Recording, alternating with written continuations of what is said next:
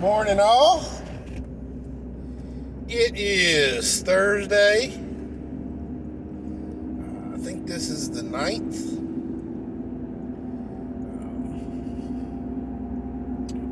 7:45 a.m. Okay, we are now officially 3 days post Labor Day.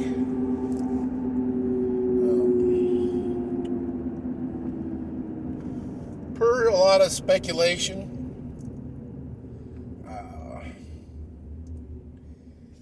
the Afghanistan debacle has pretty much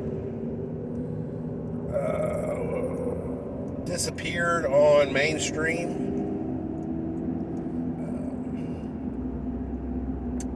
I did see a blip on it on my local news here in Houston, mostly about private industry or private citizens making efforts to rescue the last of the stranded Americans. And I got to tell you guys, what I appreciate most about the fact that Americans are stepping up to this is they are seeing that the government is deficient in this aspect. The government could have done this, but they choose not to. So Americans have to step up. Now, I want to also express something very, very, very, very important here. I guarantee that the American citizens who are making these efforts to save people over there are a million times better vetting of who they're bringing back than these thousands of unknown persons brought back from the government's debacle. Before the news actually went silent on this thing, it actually was reported that hundreds upon hundreds of persons who have no passport, no ID, no contact link to Americans from Afghanistan are being found amongst the refugees. They cannot even speak English. How were these persons permitted through when they took up seats that Americans needed? Again, this is a perfect example of government mishandling its only job. I mean, literally, the government at that point in time had only one job: get Americans and our American allies out of Afghanistan.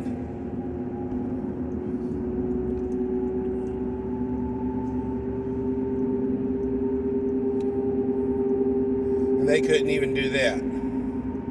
So,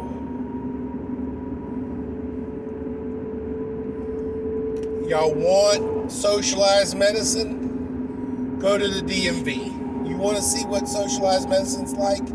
Go to the DMV. That's the best example of how socialized medicine will work. You can't really go to the VA hospital and see how it works, because only veterans are allowed there. But if you want a perfect example of socialized medicine, that's where that's going. You want a perfect example of how rationing and all these other things go to look at the DMV. And that's actually on a state level, guys. But I digress. So, next item on the docket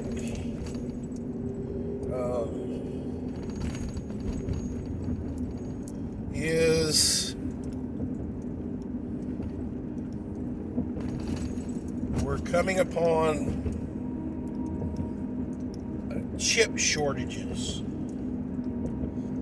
We've got several car plants in Detroit actually shutting down completely because there's not enough chips to build their cars. And some of the cars they're actually building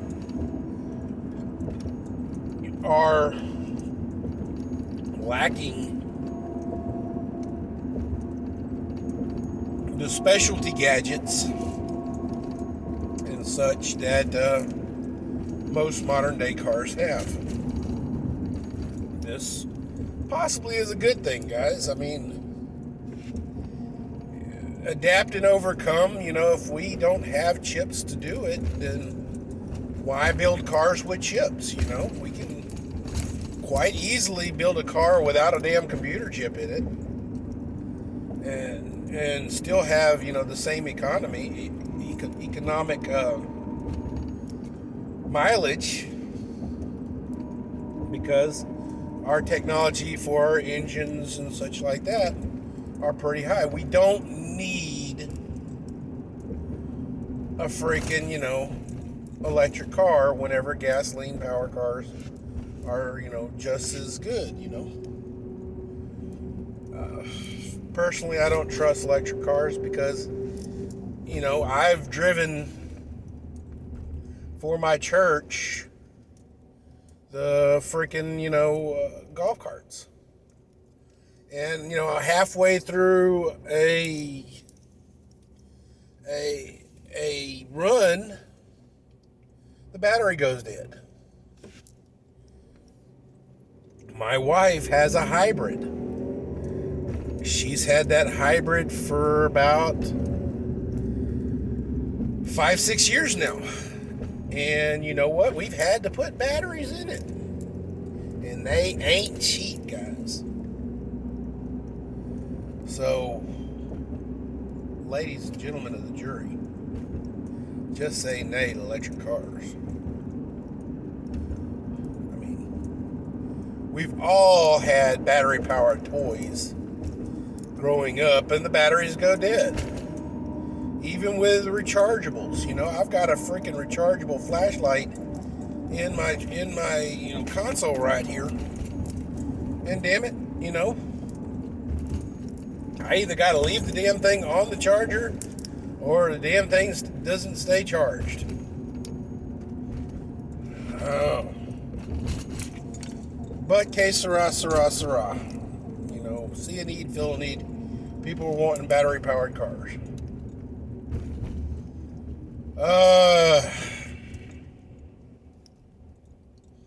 Let's see what's next on the docket, ladies and gentlemen of the jury.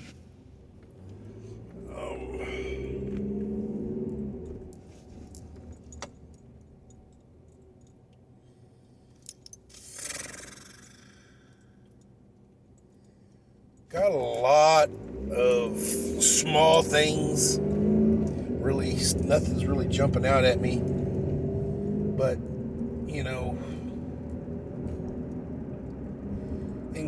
there is a lot of stuff going on behind the scenes. You really can't see it, but you can feel it. You can, you go to the grocery store, you can see it there. You go to the gas pump, you can see it there. You go to, whatever. You go to a restaurant. Dudes, Papa John's Pizza. used to be a cheap freaking date night. $60 for 2 pizzas and a freaking cheesy bread. $60. You know? When I go to an expensive pizzeria, I expect to pay $60, but Papa John's delivery? $60? What the fuck?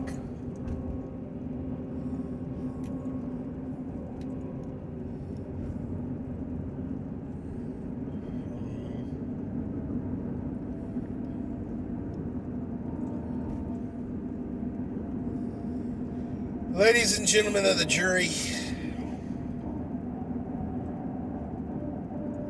I predict 2022. If y'all thought 2020 was a crazy year because it was an election year, 2022 is gonna blow y'all's freaking mind, because literally we've got to stop what the fuck is happening. And it's happening in such small increments. And what's bad is, guys, it's not even really going through Congress and stuff like that. The freaking executive branch is using the one thing that it actually has the power over, other than the military, is the regulatory of America on a federal level. Federal regulatory. Basically, he's regulating. He's weaponized regulation. And it's not just Biden. All the freaking presidents have either raised regulations or lowered regulations, depending on what president's in there. But this particular president is weaponizing regulation against our freedoms. You know, he's using a glorified flu to take away our freedoms. And what, guys, I don't know what the fuck Australia is doing, because literally they have lost their ever-loving mind. You cannot have, one of the cities, I think, or the states, or whatever they call provinces or whatever, in Australia has already made it to where you cannot seek medical care without the jab. What the fuck? If any place is equipped to protect its people against biohazards, it would be the medical field. You know, they're dealing with infectious diseases on a regular basis. And guys, the medical field they swear a Hippocratic oath to do no harm and to, freaking help the world. You can go to a charity hospital and basically use the ER as, as your primary care physician. You got the sniffle, you go to the ER, they can't turn you away. Now, maybe this is just an American thing, but you know what?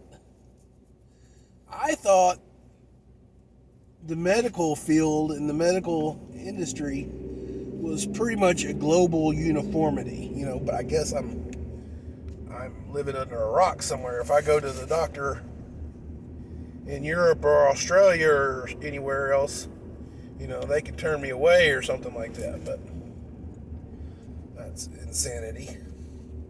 But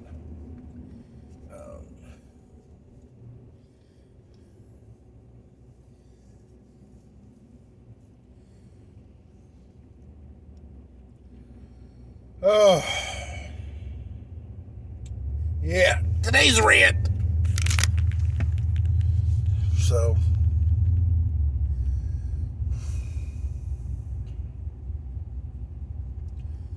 stay frosty, my friends. Keep your stick on the ice.